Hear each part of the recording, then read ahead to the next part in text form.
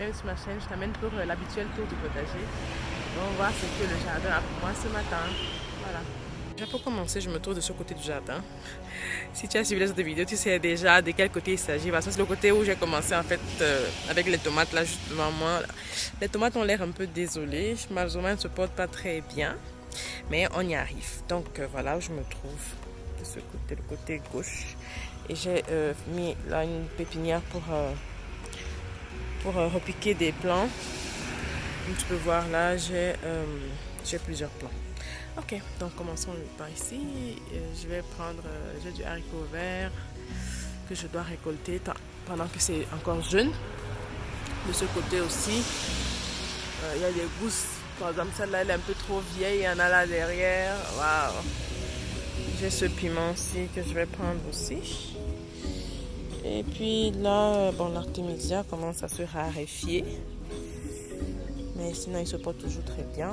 J'ai de la tomate, ce plant de tomate là que je vais mettre sur un lit. Parce que j'ai l'impression qu'il commence à être un peu trop grand pour son pot. Donc je vais essayer de le repiquer. Et puis voilà quoi.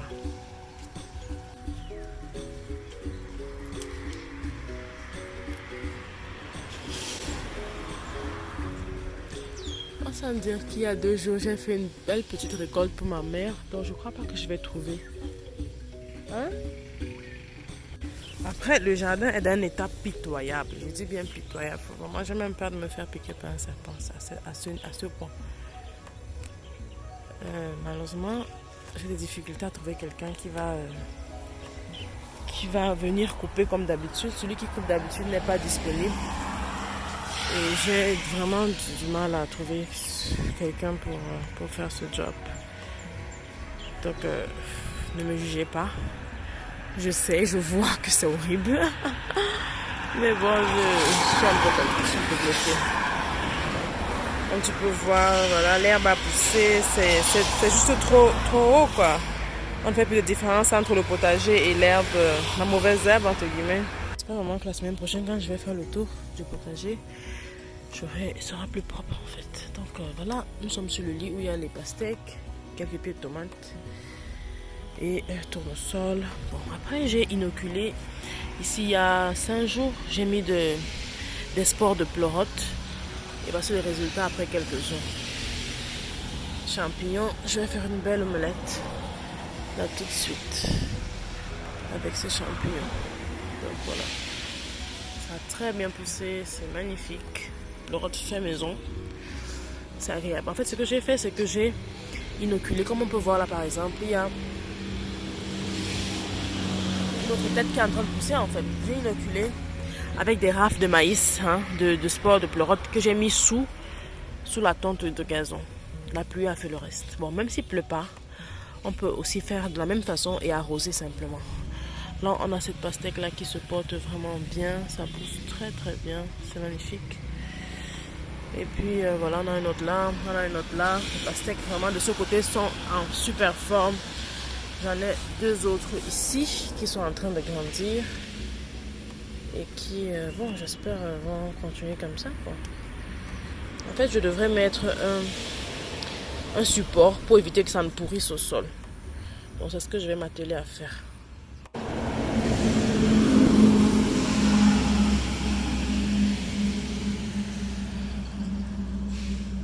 Ici, j'ai le basilic lime qui a complètement take over. Bon là j'ai finalement j'ai récolté pour faire de la salade, pour faire des tisanes. Mais je dois dire que le rythme était un peu élevé, ça m'a dépassé. Dans le temps, j'ai laissé complètement monter en graines, je vais récupérer les graines et puis on va recommencer quoi, parce que le rythme était franchement élevé. Ici, j'ai les melons et comme tout le monde le sait, et du moins j'espère que vous le savez, les melons prennent un peu de temps pour donner des fruits. Mais il y a une technique pour essayer d'accélérer la fructification que je devrais normalement faire et que je n'ai pas encore fait. La technique, c'est simplement il faut faire une taille. Mais ce sera pour la semaine prochaine. Je vais te montrer comment est-ce qu'on fait la taille des melons pour accélérer la fructification. Alors par contre, il y a quand même un melon qui a commencé à sortir. Voilà, c'est lui que je cherche. Il est juste là. on aurait eu le premier fruit depuis longtemps si j'avais procédé à cette taille-là. Mais après, entre multiples occupations, je n'ai pas pu le faire. Mais je vais le faire parce que j'ai des pieds là qui sont... On peut le faire, on peut faire cette taille-là sur différentes branches de melon. Ou ne pas le faire, c'est un choix. C'est vraiment, c'est chacun qui décide, chacun qui voit. Et puis, je crois que je vais le faire, juste pour avoir des fruits un peu plus rapidement, parce que là, ça a traîné. Et il y a mon père qui attend. C'est un de ses fruits préférés, et puis voilà quoi. Il me demande tous les jours, mais je sais ça. On en est à quel niveau? Je lui dis, mais attends, j'ai fait pour toi ou pour moi? Ok, je suppose qu'on va partager. Voilà, j'ai une limace. Et les limaces, moi quand je les vois, je les retire, parce que les limaces sont de grosses mangeuses de feuilles. Elles adorent les salades, les limaces. Et moi, je n'aime pas trop. J'aime aussi les salades, mais je n'aime pas quand les limaces mangent mes feuilles. Donc quand je vois comme ça, je les retire, je les tue pas. Mais ce que je fais, c'est que je les prends et je les lance au loin. Voilà. Alors, il y a eu des vents hier. Et tu peux voir comme moi que j'avais tutoré pourtant ce plan, mais apparemment pas très bien, quoi. Heureusement que le plan, ça s'est pas cassé, c'est juste tombé, mais il va falloir le soulever. Oh là là. C'est un plan aussi qui est gigantesque, donc ça devient difficile, quoi. Bon, là, je vais le laisser comme ça pour l'instant, mais je vais repasser tout à l'heure avec de la ficelle pour essayer de le faire sécure sur ce petit piquet. Pour l'instant, je crois qu'il peut quand même tenir comme ça. Alors là, j'ai de la laitue qui a... la laitue moutarde se porte excessivement bien, je dirais même trop bien dans ce climat. Ça pousse magnifiquement, c'est une pure merveille. Vraiment, c'est magnifique. Il y en a trop. Il y en a vraiment, il y en a juste trop. Plus qu'on ne peut en consommer. Alors, j'ai des plants de tomates ici qui ne sont pas mal. Après, oui, j'ai des feuilles qui jaunissent là. Les tomates, finalement, je crois que j'aurais dû suivre le conseil qu'un de vous m'avait donné, qui était de ne pas... que le fait de tailler les pieds de piment, ça stresse le plant. Et je crois que je vais suivre ce conseil avec les autres plants qui sont de l'autre côté. Je ne vais pas du tout les toucher. Je vais juste pailler le sol de façon à ce qu'il n'y ait pas de contact avec la terre pour éviter peut-être les maladies fongiques, mais je ne vais plus tailler. J'ai l'impression que mes plants ont été excessivement stressés parce que j'avais fait des tailles vraiment agressives. Et maintenant, je me rends compte que beaucoup sont malades, sont stressés. Voilà, j'ai mes zinnias qui sont arrivées. Je suis super contente. Ils sont très jolis. Ça apporte une touche de couleur et de beauté. Ok, bah c'est le lit sinistré. Vraiment, c'était ma plus grande fierté, mais là, je suis dépassée en fait. Bon, j'ai retiré plusieurs pieds parce que j'ai eu peur que ça ne contamine tous les autres. Même comme j'ai l'impression que ça a quand même contaminé les autres. Parce qu'on peut voir que là, c'est déjà comme ça. Là. Donc, ça aussi, je vais devoir retirer. Même comme ça me... Je sais pas quoi faire. Dites-moi un peu, qu'est-ce que je dois faire? Parce que j'ai là des tomates qui sont en train de... j'ai encore du feuillage qui est bien. Qu'est-ce que je dois retirer le plant pour éviter la contamination ou laisser le plant pour au moins s'attendre à la maturité des fruits? C'est un petit dilemme que je ne sais pas. Bon, ici, c'est pareil. Hein. J'ai des tomates, mais c'est clair que c'est un pied qui souffre. Et puis, bon... Voilà. J'ai des tomates, hein. Ça, beaucoup ont fait des fruits, mais sont malades en fait, ça ne va pas. Trop de stress peut-être, j'ai trop taillé. Là, il y a de beaux fruits en bas là. Il y a quelques pieds encore qui résistent, mais j'ai l'impression que ça ne va pas trop. Ici aussi, c'est beaucoup de fruits, comme on peut voir là, mais... On m'a dit que la tomate était vraiment une plante très capricieuse et je peux le constater. Voilà, on a un plant aussi qui est tombé après la pluie d'hier, donc je vais devoir soulever ça et arranger. Au milieu là, c'est la même chose. Hein. J'ai mis là par exemple un pied d'artémisia, je vais pouvoir voir comment ça se comporte ici. J'ai mis du petit pois, du haricot vert aussi un peu partout là pour l'apport en azote. Et puis voilà, puis c'est tout. Il y a de la laitue comme il y avait déjà la dernière fois que j'avais fait le tour. Donc, le seul truc qui a changé sur ce lit par exemple, ce sont les tomates qui ne vont pas très bien et les légumineuses que j'ai mis au sol, c'est-à-dire les petits pois et le haricot vert. C'est la pluie forêt ici, alors c'est grave. Oh my gosh, regardez la taille de l'herbe, c'est pas possible. Oh Seigneur, il faut que je trouve quelqu'un très vite. Ok, essayons de ne pas trop regarder l'herbe. et de rester concentré sur le lit, je vous en prie. Je sais que c'est pas très évident, mais bon, on peut quand même essayer. Donc voilà, j'ai les tournesols qui vont très bien, qui se portent à merveille. Là aussi, j'ai repiqué de l'artémisia annua hier, tout le long là, pour essayer de compléter la première ligne de devant. Alors, on a un petit problème avec l'artémisia annua parce que disons que l'artémisia annua c'est une variété qui est plus adaptée au climat tempéré. Donc je vais prendre un peu de salade là par la suite. Donc dans nos climats, elle a tendance un peu à fleurir précocement. Mais certains plants se comportent quand même pas mal. Par exemple, on peut voir ce plan-ci. Ça, c'est un plan que j'essaye de couper. À peine je vois la floraison, je coupe les pointes pour essayer de commencer à stimuler la pousse malgré la floraison. Parce qu'à peine ça commence à fleurir, le développement du plant cesse. Et ce n'est pas ce qu'on veut. On veut un plant qui est haut et qui porte beaucoup de feuillage pour pouvoir faire le maximum de tisane possible. Par contre, ici, on peut voir que le plant est différent. C'est un plant qui a un feuillage, c'est un peu plus touffu. Bon, après, c'est un peu penché. Peut-être de la pluie. Mais disons que c'est un peu plus touffu. Et pour l'instant, je ne vois aucun bourgeon floral. Ouais, pour l'instant, j'espère. Donc, du coup, c'est un plant qui... j'ai beaucoup d'espoir, en fait. J'espère qu'il va aller haut et donner des fleurs beaucoup plus tardivement. Voilà, c'est un plant qui a fleuri trop vite. Mais que je coupe, hein. Je peux dire, je coupe toutes les floraisons, toutes les branches comme ça. Donc, du coup, je récolte quand même du feuillage pour faire de la tisane. Et pour l'instant, je remarque que le plant ne sèche pas, quoi. Donc, j'espère juste que ça va continuer à vivre et à produire du feuillage malgré tout. En tout cas, je vous tiens informé sur l'évolution de ces plants d'artémisia annua en climat tropical. Par exemple, là, on a ces deux branches qui doivent être coupées parce qu'on peut voir pratiquement tout là, ce sont des bourgeons, des boutons floraux qu'on ne veut pas en fait.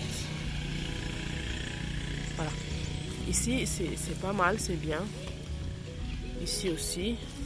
Pratiquement, c'est de ce genre de plants, voilà, qui ont ce genre de développement intéressant, c'est-à-dire feuillage touffu, qui est lent à la floraison sous nos conditions, qu'on récoltera les graines et on pourra ainsi faire une sélection génétique avec le temps pour avoir des plants qui sont adaptés à notre climat, parce que c'est vraiment très important. Voilà. Ici aussi, on a un plant qui a cette hauteur mais qui n'a pas encore fleuri comparativement aux autres, c'est très encourageant. Donc pratiquement j'ai fait une récolte d'agneau hier, mais je ne sais pas si ça a fleuri seulement hier après mon passage ou bien bon. De toutes les façons, ce sont des branches à retirer, c'est ce que je fais tout de suite. Parce qu'elle porte des fleurs et je veux transmettre un message à la plante et lui dire ne fleuris pas maintenant, fais-moi des feuilles. Voilà ce que je veux transmettre à la plante, on va voir si ça va marcher. On récolte aussi pratiquement sur ces choux frisés presque tous les jours, hein, disons tous les 2 jours pour être plus précise. Donc on récolte les feuilles les plus externes et cela ça stimule aussi le plant. Ça lui dit faut faire du feuillage quoi. Donc voilà, ça ce sont des feuilles qui sont bonnes pour la salade. On prend les feuilles les plus externes. Je vais prendre aussi ça. C'est un peu sale là. Oh, je vais devoir laver. C'est bon pour faire des mix. À l'intérieur, j'ai déjà du chou frisé, donc je vais le récupérer là-bas. Là, comme tu peux voir, j'ai mis tout le long, hein, j'ai mis des légumineuses. Là, du haricot vert et des petits pois aussi au milieu, juste pour avoir plus de plants sur lesquels récolter et aussi enrichir ce lit en azote. Donc, toutes les plantes qui sont ici vont profiter du fait que les légumineuses soient là. Et on devrait vraiment ça devrait apporter bénéfice, surtout pour les plantes à feuillage comme l'artémisia, ont besoin des sols riches en azote pour pouvoir vraiment produire ce feuillage-là. Donc j'espère que les légumineuses que j'ai mis tout autour, que je crois que je vais encore en ajouter, vu que ce sont des des pois qui ne grandissent pas haut. Donc ça sera vraiment comme une couverture du sol. Et j'espère que les plants en tireront bénéfice.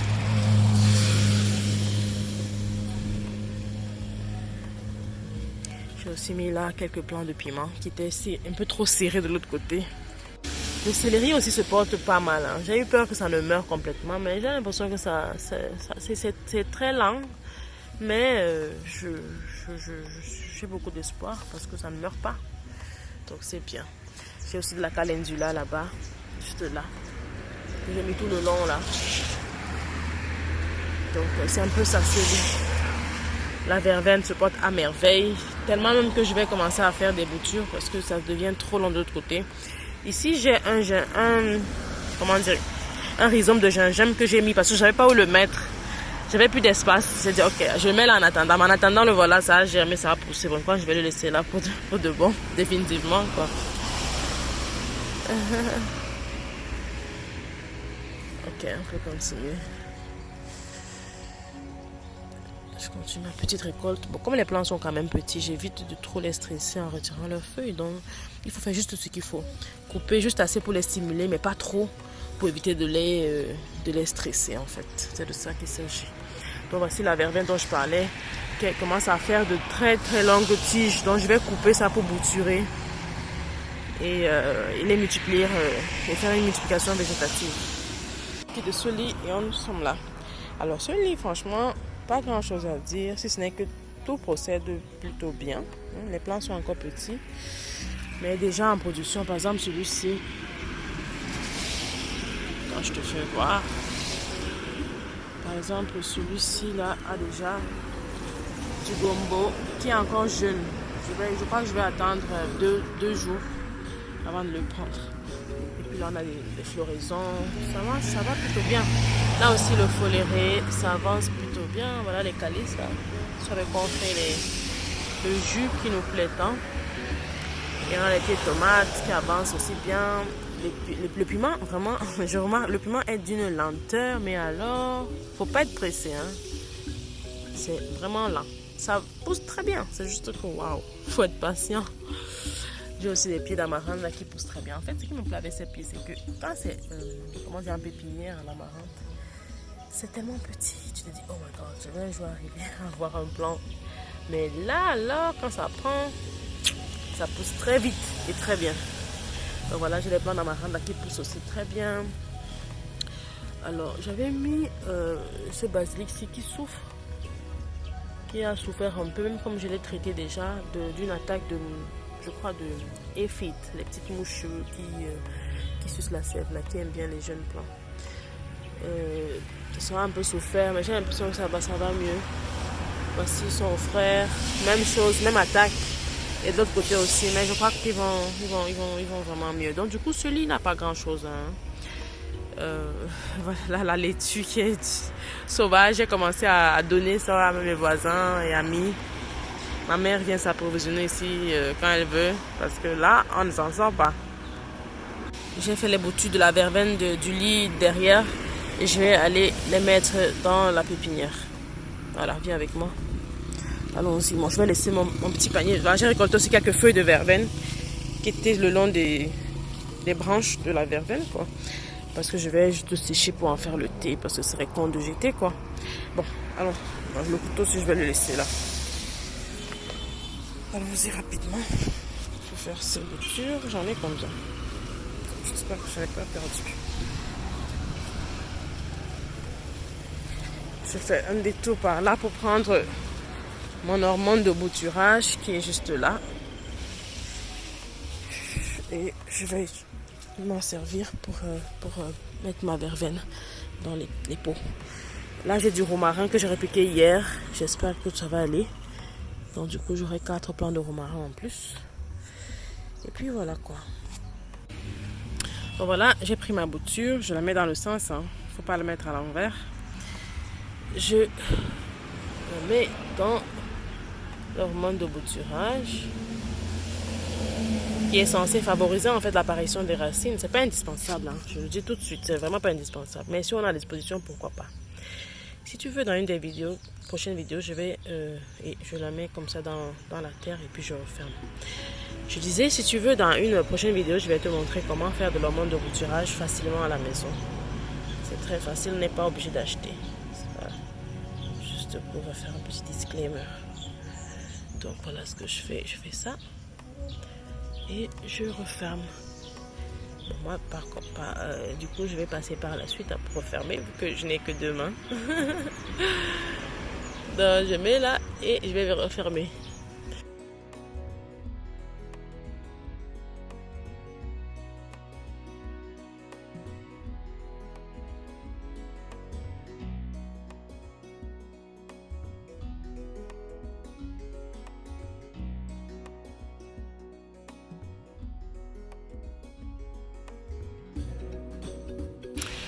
Donc voilà, dans les plants de verveine que je viens de repiquer, les boutures, hein, je voulais dire. Ici j'ai de l'aubergine violette. Je vais essayer de mettre la photo à l'écran juste pour avoir un visuel de ce que c'est.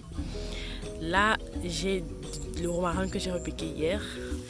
Ici j'ai du basilic violet, comme on peut voir, les feuilles sont toutes violettes. C'est du basilic qui a une odeur époustouflante. Je dis bien ça, à découvrir ce basilic.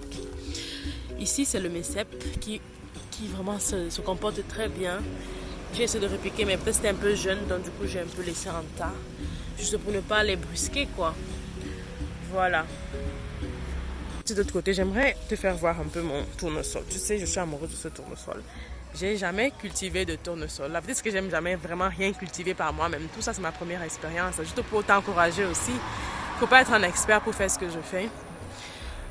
Donc, je disais que ce tournesol, regarde un peu son aspect. Oh, ok, on peut voir que la tête elle est plus grosse. Ça tombe un peu, les pétales là sont en train de faner, ça va tomber complètement. Si toi tu en sais plus que moi, dis-moi si tout se passe bien avec mon tournesol, si c'est comme ça que ça doit faire. Voilà, je te dis déjà merci. C'est-à-dire que bon, les tournesols sont en train de procéder vraiment très très bien. Hein. Par exemple, sur ce lit, on peut voir que voilà, finalement, on y arrive. Hein. Nous y sommes presque. C'est un peu haut, mais c'est là-bas aussi. Et avec mes plants de verveine, là, je vais repartir de l'autre côté parce qu'on est déjà de l'autre côté. Yes, allons-y. Donc ici, là, ça se passe aussi plutôt bien. Hein. Plutôt bien. Après, ça fait quelques jours que je ne me suis pas vraiment penchée dans des courants. Essayons de voir ensemble ce qui se passe vraiment. Là, c'est les plants de calebassier qui se portent très bien. En passant, je te rappelle que si tu as besoin de quelques plants que tu verras dans cette vidéo, ou même de semences, fais-moi savoir parce que je pourrais en avoir disponible. Donc, fais-moi savoir si c'est disponible. On se prend une box, quoi. Voilà. Donc là, c'est...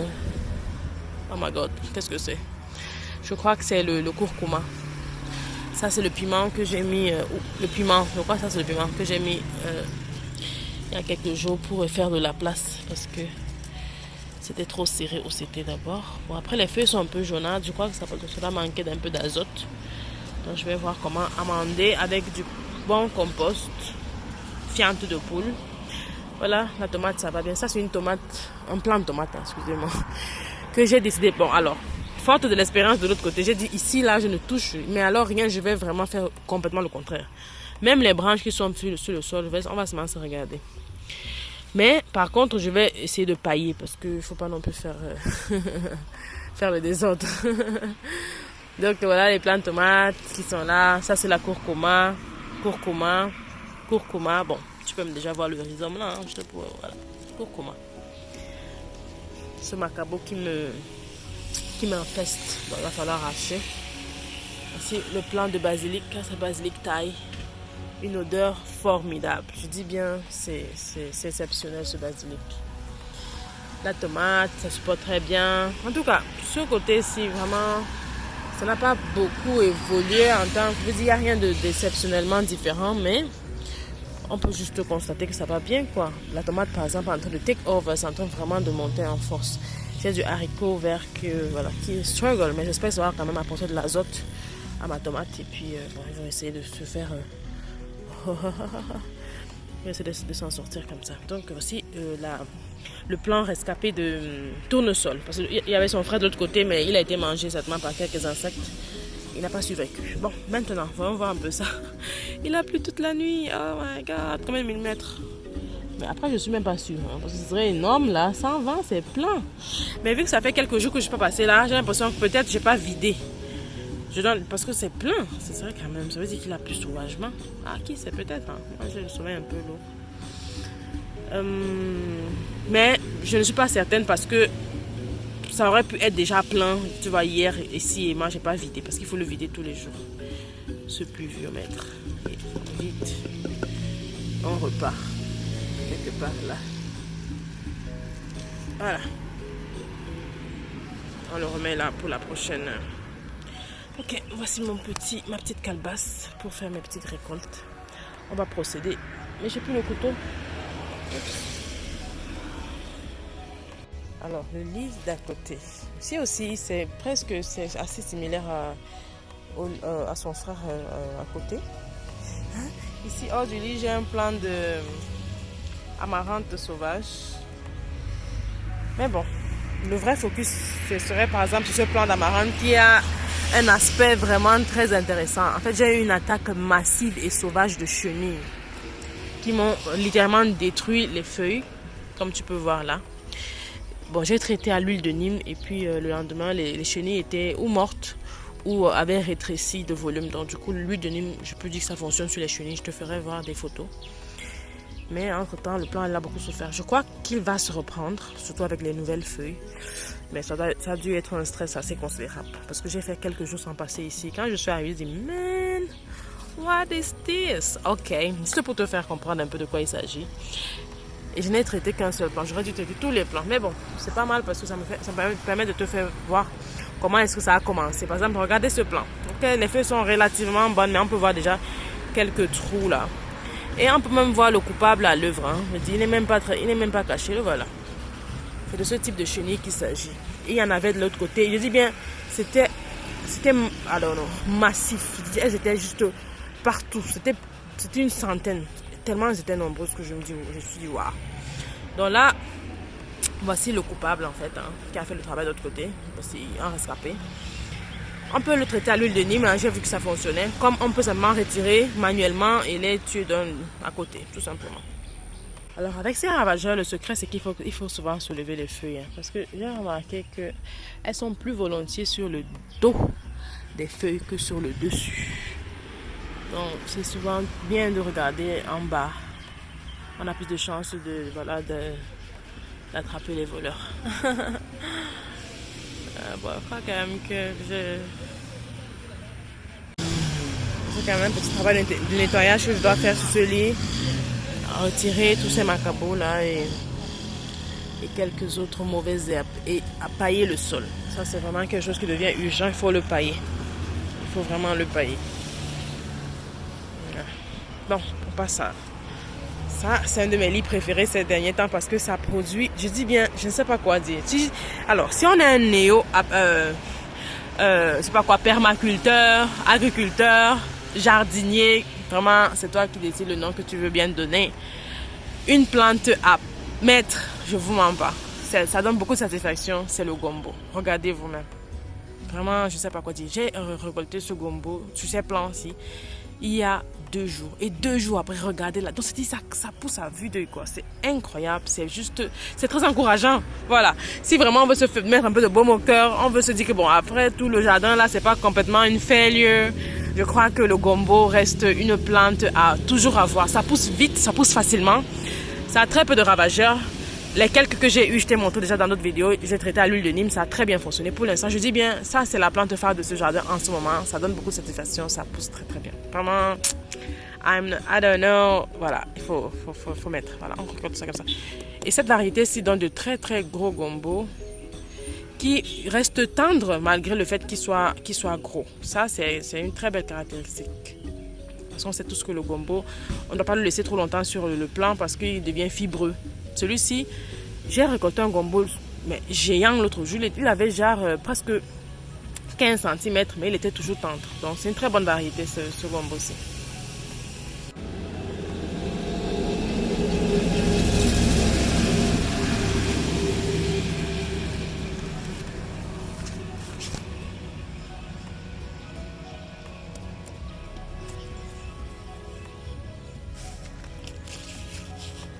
pour faire un repas, je peux soit faire aujourd'hui ou attendre une récolte dans le lendemain, demain ou bien dans 2 jours pour en avoir suffisamment et puis c'est bon quoi.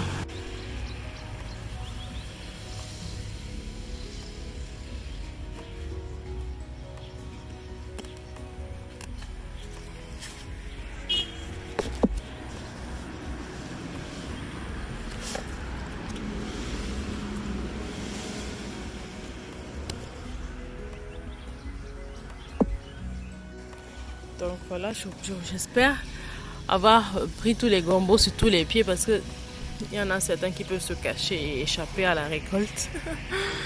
Mais je crois quand même avoir regardé partout, je crois. Hein. Bon, anyways, voici, oh là là, voici un magnifique zinnia qui arrive, c'est juste trop beau. Et là-bas aussi, trop belle couleur.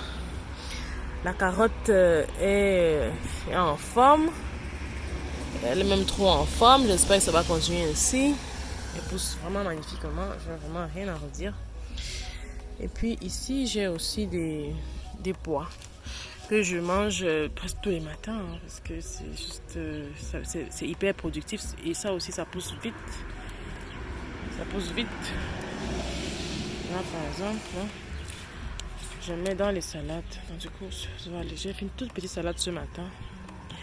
Ça va aller dedans. C'est bien quand c'est frais en fait. C'est bien quand c'est frais. On peut manger ça cru aussi. Hein. C'est sucré. C'est délicieux.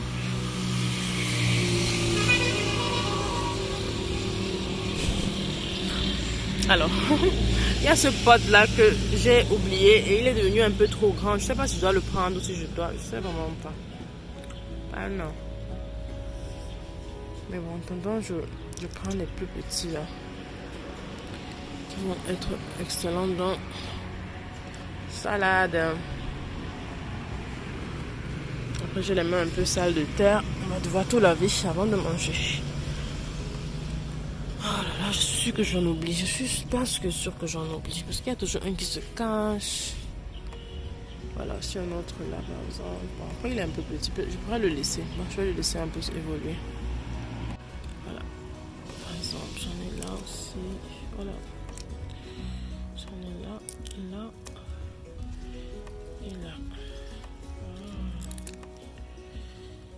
Voilà, je dirais que là. C'est une des raisons pour lesquelles j'ai un peu multiplié les plants de pois. Au départ, je les avais mis, ça m'a découragé parce que je me rendais compte que le fait qu'il fasse très très chaud, comment dire, les faisait sécher. Ça ne supportait pas trop bien la chaleur. Mais maintenant, ce que je fais, c'est que je les mets au milieu, par exemple là du pied de tomate, je les mets un peu au milieu des autres plantes. Ça crée un microclimat qui est vraiment très favorable. Donc du coup, j'ai multiplié les pois partout juste pour en avoir en quantité, quoi. Pour pouvoir faire de plus grosses salades et avoir une récolte plus abondante. Voici mes zinnias polaires. Magnifiques. Magnifiques. Ce sont de très belles fleurs pour faire des bouquets. Donc je pourrais peut-être prendre quelques-unes pour faire des bouquets pour la maison. On verra. En live dont je parlais dans la précédente vidéo, qui me désespérait, sont tous sortis. Tous. Et ici aussi j'ai mis du piment et du poivron orange. Donc je crois que c'est ça. Là. Là, j'en ai mis un autre ici qui est vraiment très en forme. On arrive à la fin de cette vidéo. Dis-moi ce que tu penses en commentaire. Si cette vidéo te plaît, c'est-à-dire cette tour du potager que je fais comme ça te plaise, n'hésite pas à mettre un pouce vers le haut parce que ça aide en fait à d'autres personnes de trouver la vidéo en question. Et fais-moi des suggestions sur ce que peut-être tu aimerais que j'approfondisse ou montre. Hein, parce que moi je fais le tour selon ma perspective, mais on ne sait jamais, peut-être que je manque beaucoup de choses. Et voilà, comme moi, je prends un super plaisir à faire ces vidéos. Je crois que ça peut se sentir un peu dans ma voix parce que j'adore ça.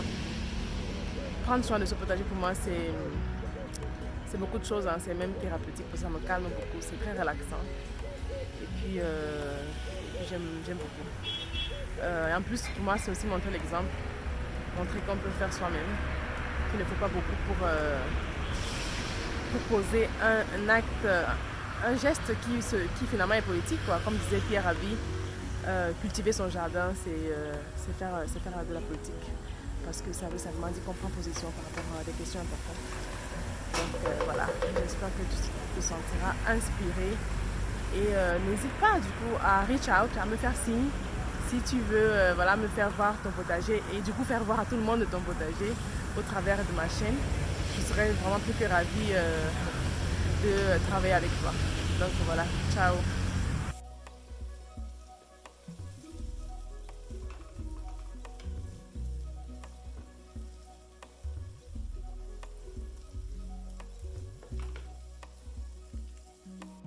Donc voilà, petit déjeuner est servi.